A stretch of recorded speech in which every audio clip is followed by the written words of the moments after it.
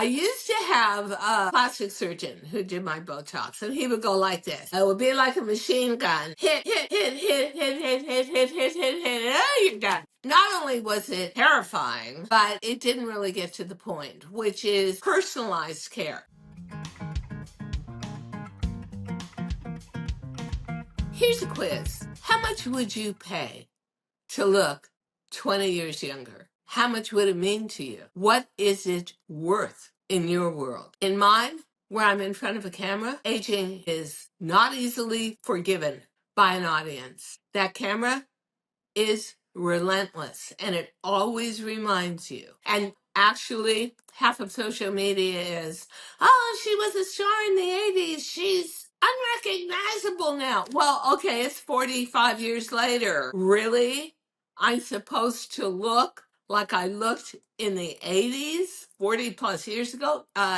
Yeah. Honestly, I'm not sure I could even forgive myself. And that, ladies, as aging females, is the truth of the world we live in. So come with me for this episode of Fashion Thursdays and let's go to the dermatologist and find out how much of the fountain of youth we can get in a needle full of Botox. Well, hi, everybody. It's Diane Gilman, formerly known as the Queen of Jeans, but now the proud host of Fashion Thursdays with Diane. So if it's Thursday, we must be talking about paralyzing our faces with fish poison.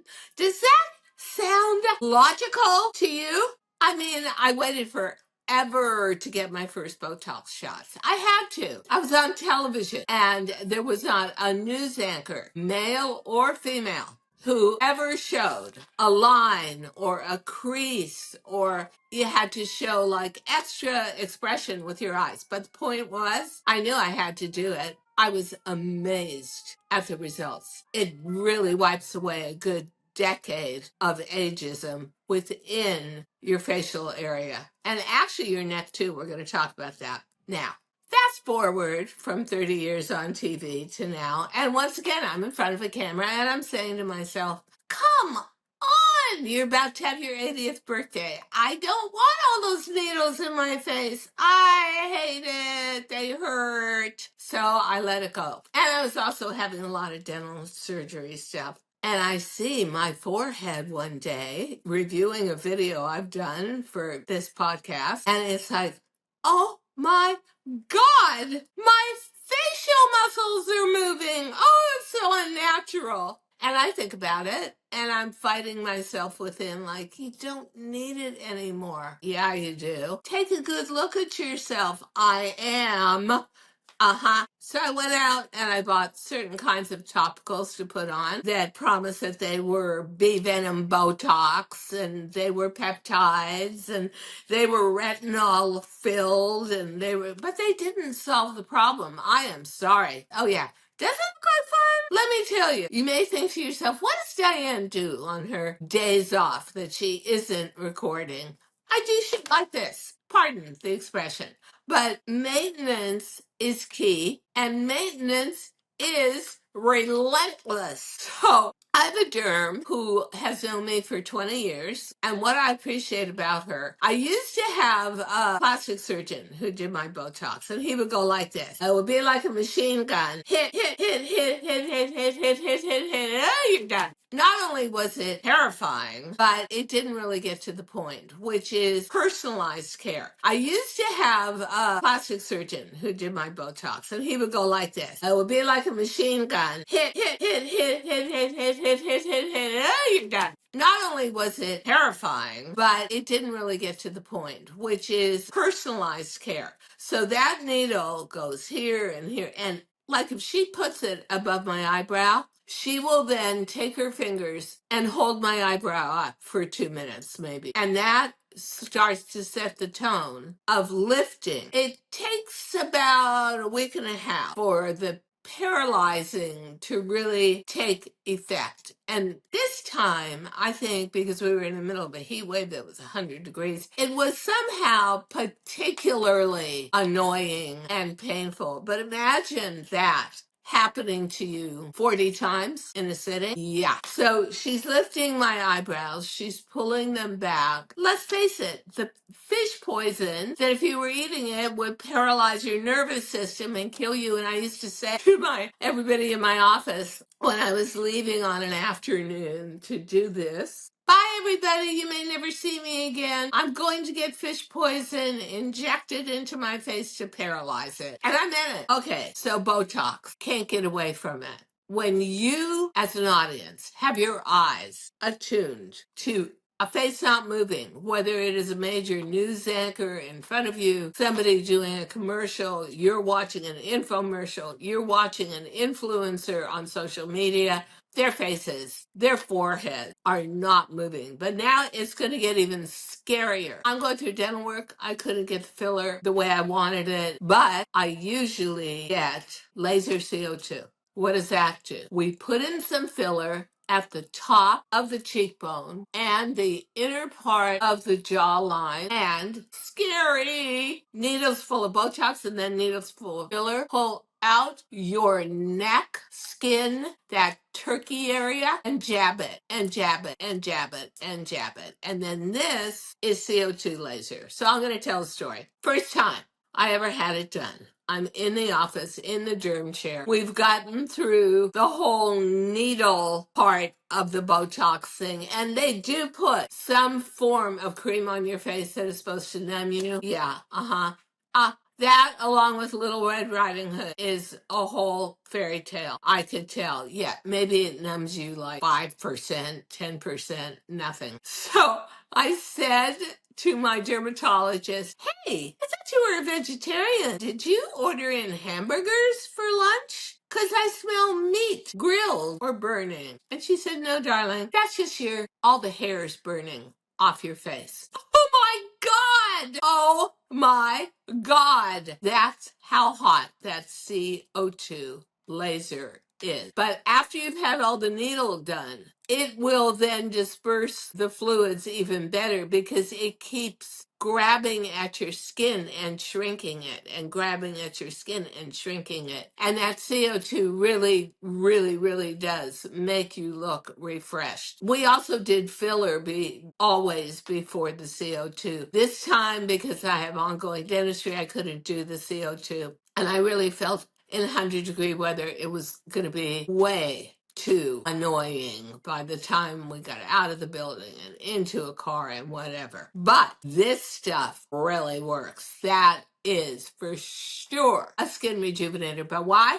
Because it's burning the upper layers of your skin off. It is like the equivalent of an instant chemical peel, which I would never do and has definitely fallen out of favor with the medical community. Too uneven, too scary. Okay, promises made, promises kept. Everybody says to themselves, including me, oh, come on, there must be something I can do. I don't want to do Botox. I don't want to do filler under my eyelids, which I've done and was a disaster that lasted about 6 to 8 months. Just in general, don't have the money. So along comes Plexaderm, and I am sure if you watch cable TV, as I do for the news, whatever, I'm so old-fashioned, you have seen this promise. Well, I got to see it firsthand many times because they had brought it onto tele-retail and HSN. And the promise is it. If you've got giant bags under your eyes, if you've got deep, deep, deep forehead wrinkles, you're going to put this on and within 5 minutes, 6 minutes, 9 minutes, they're going to be gone. Want to know why? Because the major ingredient in Plexaderm is actually what you would get in an egg white. And when an egg white dries, it shrinks in. The product is actually drying and shrinking, not very comfortable. You have to be very careful not to use too much, or you're going to get a whole white film like you would get with a drying egg white. Here's the deal. You learn everything from doing tele-retail. It was fascinating for 30 years. So the models would leave and they'd want a model who had it on. So the next time they came on, which could be an hour later, you'd already have the after, except for one problem.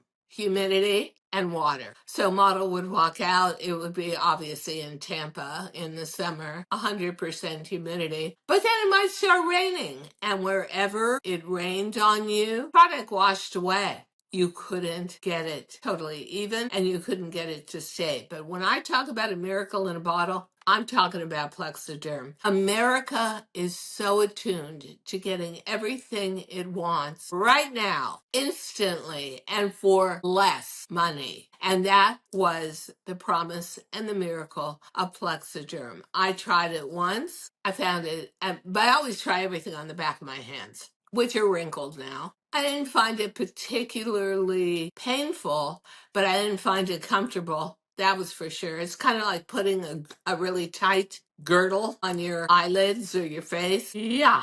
Okay. But I did buy this, which is why they call it Botox. Okay. So the major ingredient, honestly, is bee venom. Now, what happens when a bee stings you? A bee stings its victim and it paralyzes it. And then the victim can't get away, and then it does whatever it does with that. So, okay, that's what Botox does. It paralyzes you. Fair enough. You apply this topically.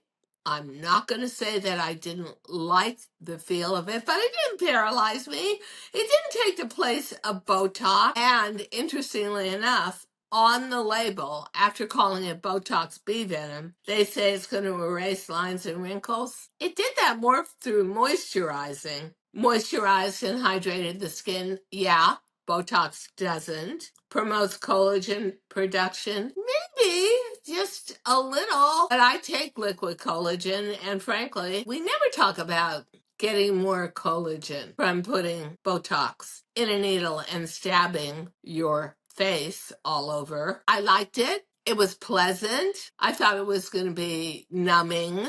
Not at all. Stopping movement. Not at all. All in all, a pleasant product I would use. But you know what? Here is the point, and I say this all the time. If it looks too good to be true, it probably is. Yeah. Nice product. But for what I need, and my face is, without Botox, very expressive and very active in making a million little wrinkles and lines appear. It's not doing anything for you. So ask me on a beauty level about all the things that drive me crazy about the cosmetic industry as all of us, you and I, are growing older. And one basic point I will tell you is if you have made the decision to have natural gray hair or white hair like me, you can't find an eyebrow pencil in the right color. Oh, it's so weird. You go out into the market and yeah, there's like warm blondes and beiges, but that doesn't look right with salt and pepper. Until you get to Prime Pro Medics, which is literally the only eyebrow pencil on the market that comes in a gorgeous shade of medium gray. It looks natural. It is a very thin pencil, so you can actually feather in the lines. Very easy to work with and stays on for hours and hours. So if you want to bring your look closer together where everything melds and you want a more authentic look in your makeup, because it's so weird to put on your makeup and then have to put on a different color than your hair for your eyebrows. No, you do not have to suffer that way anymore. Prime Prometics, their gray eyebrow pencil, is superb and truly in an entire cosmetic market. It stands head and shoulders above the rest and is truly unique and tailored to us older girls. Thank you, Prime Prometics. And of course, go to primepromedics.com, type in our code, and get a discount. You are going to love this product. It is truly tailored for us older girls, and I am so grateful to have it in my life and my beauty kit. But I'll tell you what, I bought 3 tubes. I've got like a special. You get the last tube for free or something. Because the headline was Botox, and every time I'm already going through dentistry, which is torture. Why should I torture myself with Botox needles? I'll tell you why. Because you are going to look a decade younger. And I have to say that I think that a lot, and I still have little red polka dots all over my forehead, which has the least amount of padding. And as you grow older, you lose your layer of collagen. It gets thinner and thinner, and the needles get more and more irritating. But the truth is, it's one less thing to think about because I swear to you, I should be concentrating when we're editing our podcast on what I'm saying and the content being worthy. But all I'm doing is looking at the lines on my forehead and saying, oh my God, I really hate those. I've got to get to the derm. Everything we're talking about, and I'm also going to include micro needling, which is this. Now, doesn't that look like fun? Oh, yeah.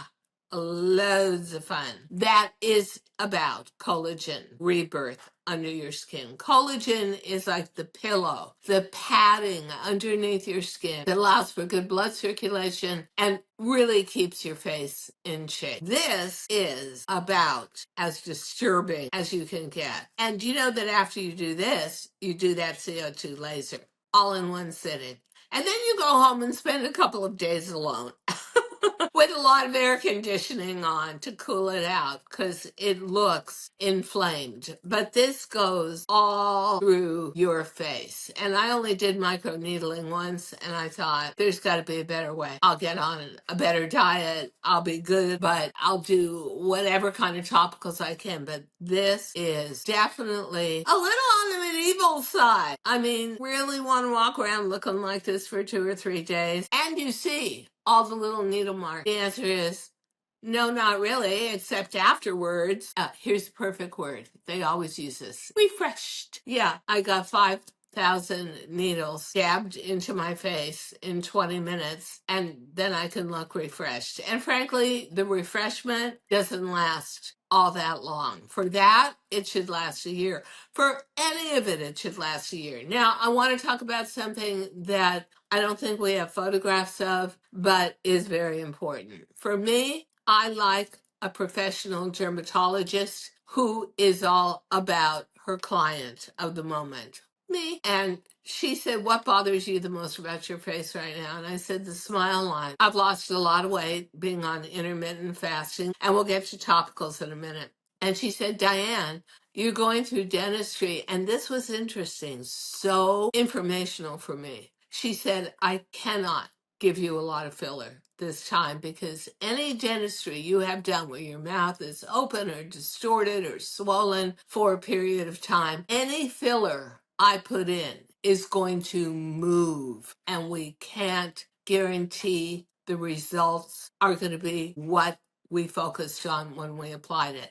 Filler is interesting. I had it done once in my lips. That was enough for me. No, that was not going to happen again. I am not that masochistic. And frankly, my lips aren't that narrow. They're fine the way they are. If I put a topical filler on, like I put on one from Charlotte Tilbury, couldn't do it for the first few years after chemotherapy. Couldn't do anything irritating like that because that's what it is. It's an irritating substance that swells up your lips. But I do it now and then put on lip gloss. We put filler at the very base of my cheekbones this time because those smile lines are so indented in me to pick it up. And then, yeah, we put filler again down here because as you lose tone in your skin, you also lose your jawline. So this now extends my jawline, emphasizes it, but also fills it out.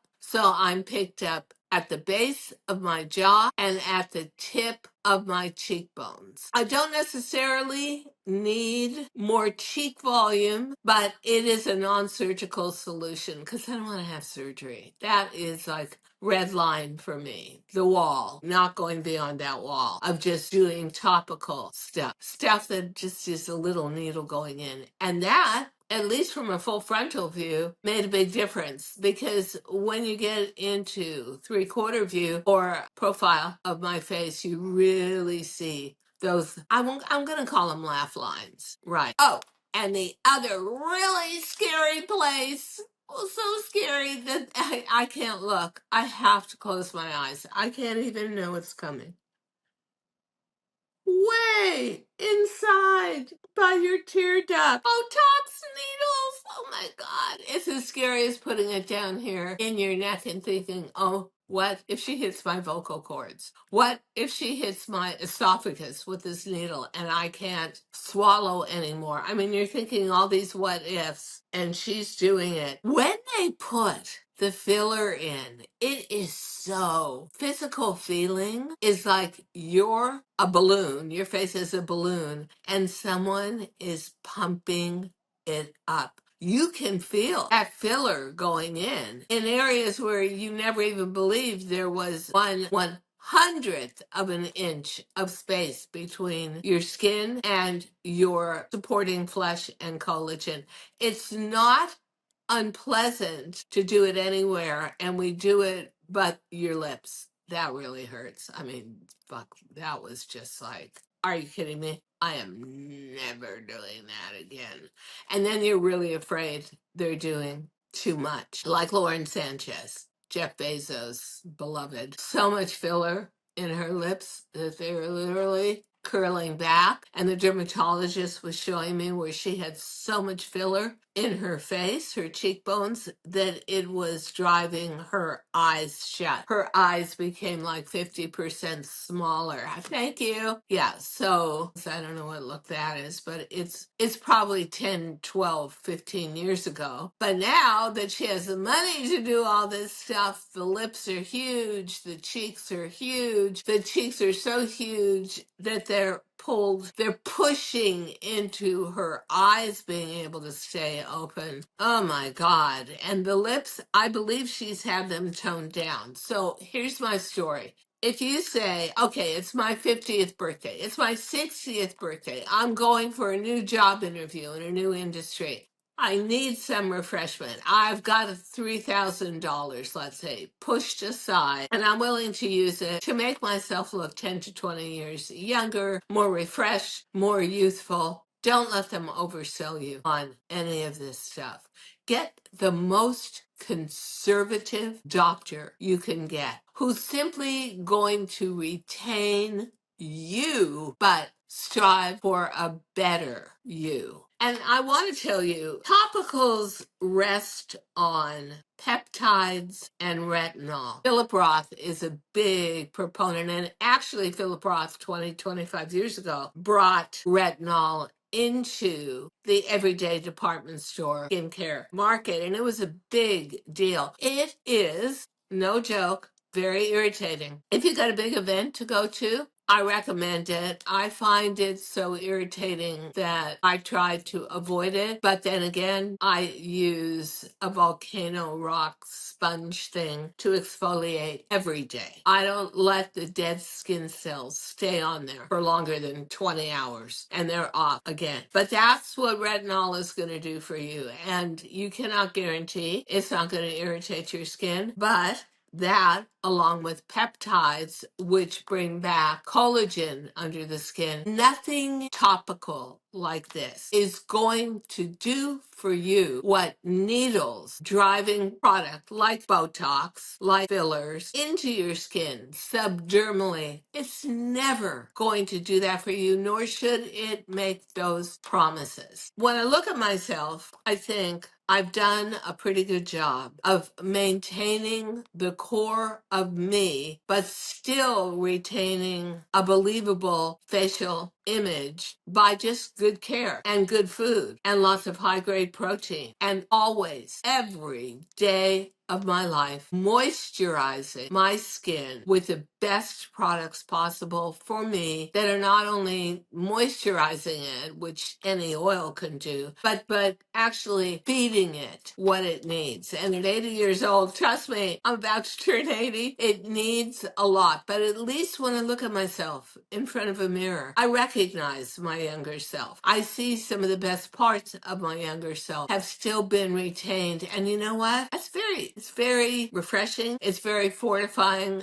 to my ego base. It makes me feel like even into my dotage years, 80 and beyond, attained a majority of me and what I represented to the camera. Remember, I didn't even go on television until I was 47. Most people are finished with a career in front of a camera by 47. Most women, and I had just begun. I didn't even design the middle-aged teen and get it marketed until I was 60, and then my career shot up, and I was always on an airplane, and it was international, and it was insane. And I needed to take care of myself in a big time way. And so a lot of those necessary habits and good habits retain themselves. But I will say this to you. Also, take a look at some of the older stars. And the one I'm going to name is Helen Mirren. She's got lots of wrinkles. But if you look at her in her new series called Mobland with Pierce Brosnan, they moisturize her, and you can see that level of moisture. They use very creamy makeup on her, and frankly, she looks great. I don't have a professional makeup artist that knows how to do that 24/7 like you would if you're filming every day of the week. I appreciate who I am, and I appreciate the opportunity to still have the core of me recognizable as an image. Whether you are deeply wrinkled, like Helen Mirren is, but you know how to handle it, or you're someone who's been lucky enough. I could never be in the sun, especially after chemo, which makes you super sun sensitive. And so here we are. Helen Mirren is, I believe, the same age as I am, about to turn 80. Pretty good for old girls. And we're celebrating life. And we're appreciating those years. I'd like to hear what your attitude is towards plastic surgery, which I don't want any of. I mean,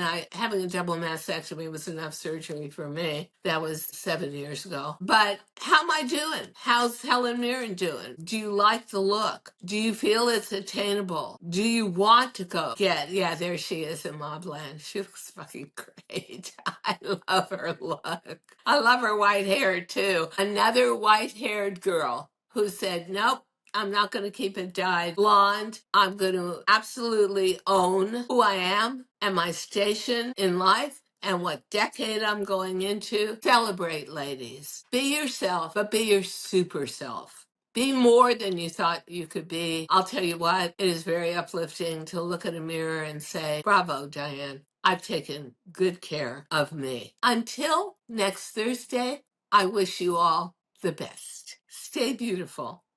Thank you so much for listening to Too Young to Be Old podcast. The episode may be over, but the fun doesn't have to stop here.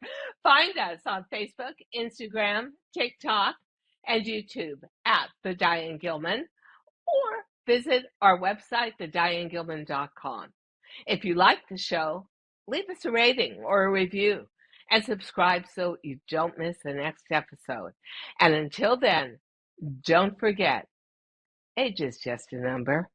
Together, we'll prove that we are all too young to be old.